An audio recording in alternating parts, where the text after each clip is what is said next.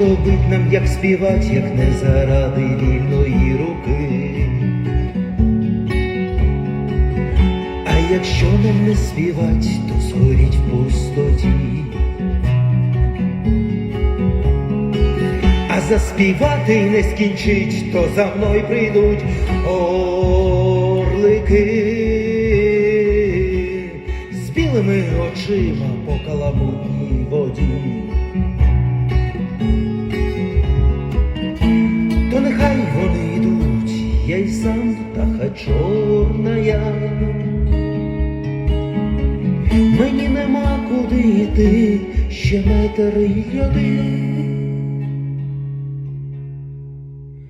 Тож я прикрилюся в мене, вовки та ворони, щоб хоч хтось нас дійшов до тої чистої зорі.